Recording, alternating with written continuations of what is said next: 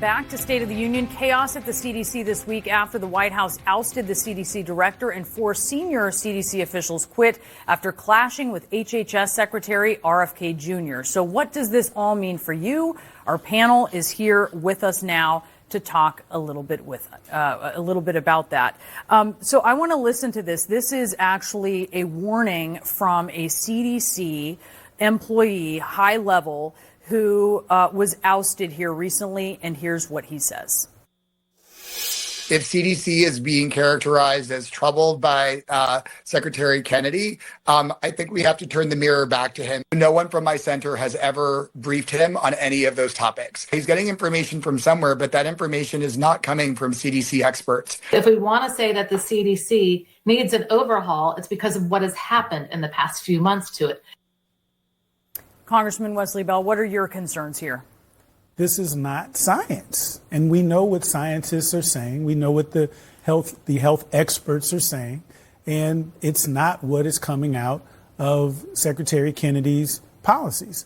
We're seeing anti-vax fringe quack medicine or theories that are now being implemented, and they're not protecting the American people. This is insanity.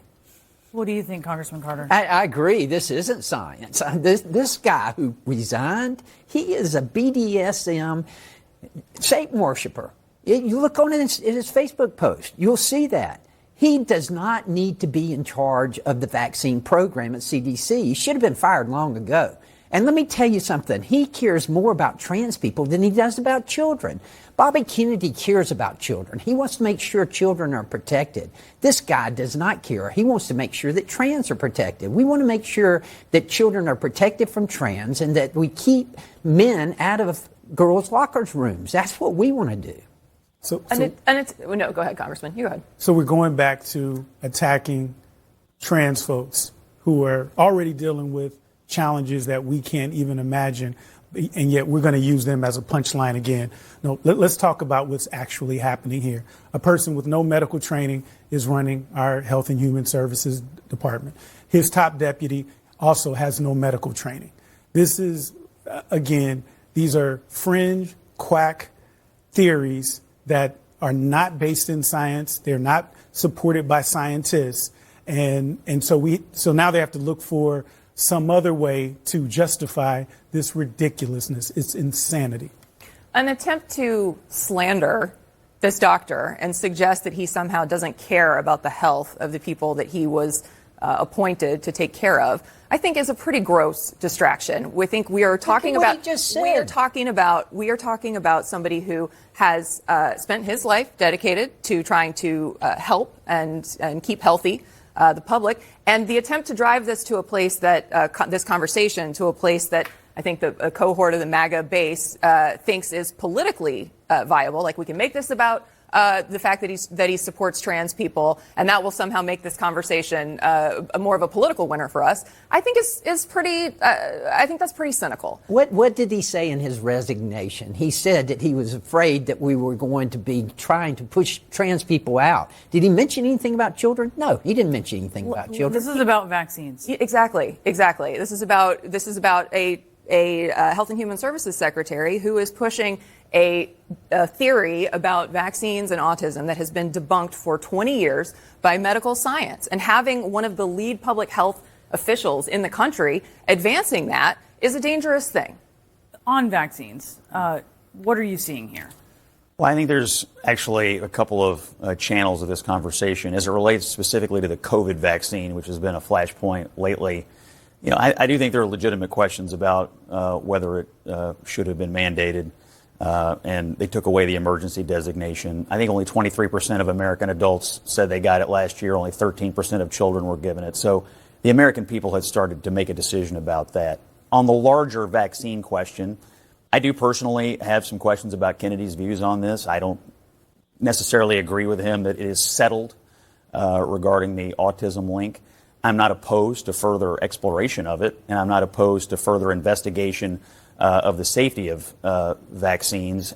But I think he has gone farther than what the current data and science might suggest. However, a lot of Americans have questions about all of this because of what happened during COVID with some of these officials that we're hearing from now. They didn't cover themselves in glory and what they told the American people about the safety and efficacy of that particular vaccine. So the reason we're here is not because of Kennedy. The reason we're here is because the public health regime deserves to be turned inside out after COVID. I do want to listen to something that RFK said. He repeatedly promised that he would not take vaccines away from people, which effectively, in some cases, that is happening now. Here's what he said. If vaccines are working for somebody, I'm not going to take them away. People ought to have choice, and that choice ought to be informed. Of course, we're not going to take vaccines away from anybody. We are going to make sure that Americans have good information right now. I'm not going to take people's vaccines away from them. Right. What I'm going to do is make sure that we have good science so that people can make an informed choice. CVS and Walgreens are restricting booster shots in more than a dozen states due to the current regulatory environment. It is tougher to get these. Look, people can get vaccines if they want to get vaccines. I'm a pharmacist. I can tell you, you get most of your vaccines in a pharmacy now, as opposed to a doctor's office. And yes, CVS and Walgreens have cut back on it, but that does not mean they won't be available. They will be available. To sit here and blame Bobby Kennedy for limiting vaccines, that's ridiculous. Bobby Kennedy cares about children. Let me tell you, when my granddaughters were in Camp Mystic in Texas during the floods, Bobby Kennedy called me from half the way around the world to check on them. He cares about children. I can tell you that from a personal experience. He can care about children and still be advancing theories that are dangerous, that erode confidence in, frankly, American medicine that has been at the forefront of global innovation and protecting children and keeping them safe. What eroded confidence that is still in dangerous. The CDC was the COVID vaccine. The CDC has lost their clout. Who was president in 2020 when the COVID vaccine was initially implemented? And I got to ask, buddy, were there lawyers teaching your pharmacy classes, or were there actual medical professionals teaching these classes? We have the Health and Human Services Director, who has no background, and you're talking about whether he cares. Are you talking about Becerra, who was a lawyer who was in charge of HHS? We all care about people. We all care about children, and so God bless that he cares about children. But he has to be qualified to do the job. And then when he is then turning around and reinforcing these fringe medical quack theories, that is dangerous. Bobby, Wesley, I'm sorry.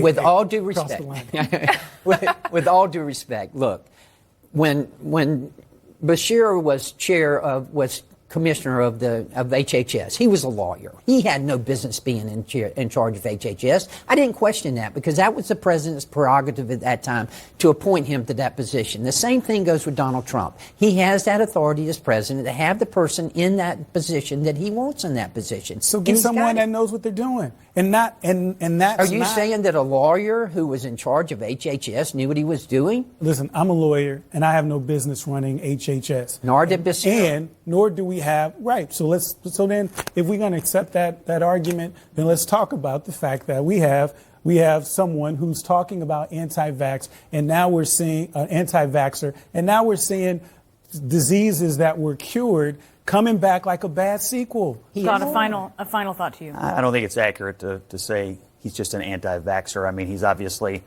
supported vaccines. I do think it's not inappropriate for the government to have on a rolling basis investigations of what we're doing, because sometimes we find out that what we're doing or what we told the American people turned out not to be true. So rolling investigations of vaccines and the advice we give the American people on this, on food, which is another big part of his agenda, he has a lot of popular support for that, truthfully. A thank you to all of you for a conversation with a lot of tension in it, which I think reflects the conversation going on out there in the country. Senator John McCain